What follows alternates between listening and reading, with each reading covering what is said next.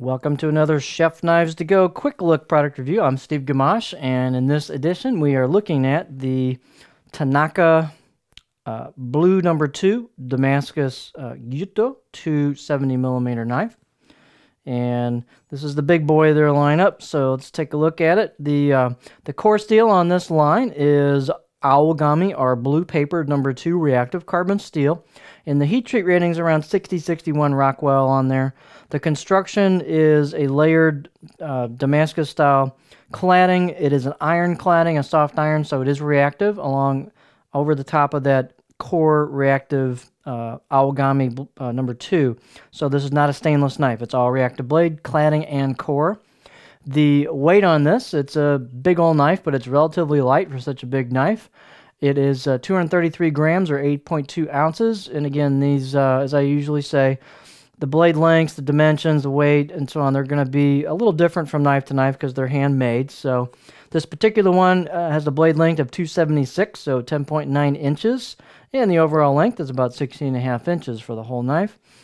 This particular one, the spine thickness way above the chin or the back of the heel here is about 3.6 millimeter. And then we'll take a closer look at it, but it thins out, kind of a pretty nice distal taper and thins out gradually, holds a little bit in here, then thins out more towards the tip. The blade height is 54.1, so nice and tall back at the heel here. And the handle type is no frills, just basic hoe wood. It is D-shaped, kind of right-hand biased. Although I'm a lefty, I have no problem with D handles. The buffalo horn ferrule. A little step here sometimes between the wood and the ferrule. You could sand that down quite easily. And if you want to turn this into an oval, you could sand down this D ridge pretty easily. And if you want that to be a little more ambidextrous, you don't like a D-shaped if you're a lefty, that's not hard to change. The circumference of the handle is about 78 millimeters right here, about 3.1 inches. This line of knives, just to let you know, is kind of well regarded at Chef Knives to Go as a high value, high performance lineup. So they're well regarded by professionals and home users alike. If you're into an all reactive blade, these are awesome.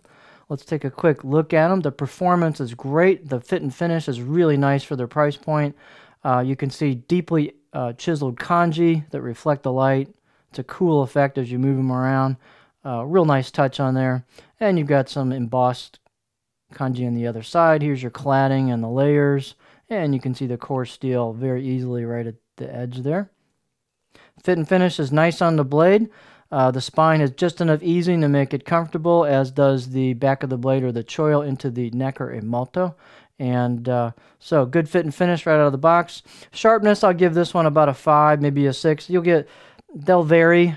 They sharpen them rather quickly in most cases with these Japanese handmade knives. So you can probably do better out of the box on most of these if you're a decent sharpener. So I've just gotten to the point where I just sharpen them all right out of the box most of the time on most knives. But so this will definitely get sharper than it is out of the box, although this particular one was pretty good out of the box. Just quick check on paper towel and a couple other quick tests I have.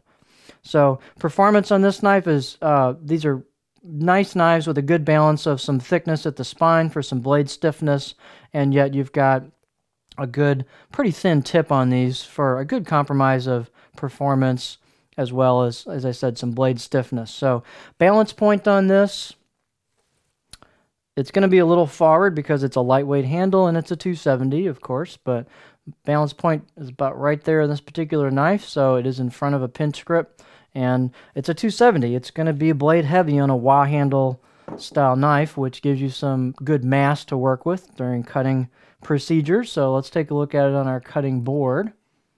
Obviously it's a long knife, but we'll take a look. You'll get nice and high over stuff being a longer knife. I start hitting the tip about right there on the board, and this has a profile with a little bit of a flat spot towards the heel, back in about from there, let's see, about there to there.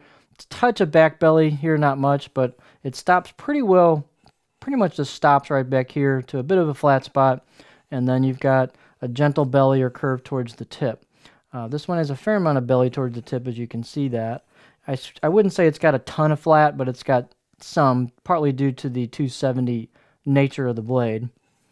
But I wouldn't say it's a true, like, if you like big ol' honking flat spot for push cutting and just chopping, this might not be your blade, but as a general purpose blade, I'd say it's pretty good, just seat of the pants. So nice curve to the edge profile. So this is definitely a workhorse knife. It is all reactive, so keep that in mind, but these are true workhorse blades. Really great performance, fit and finish, real nice, easy to sharpen, Aogami steel. Good value knife line. So there you have their big boy of the lineup. This is their 270. The Tanaka Blue or Aogami number 2 Damascus Gyuto 270mm knife.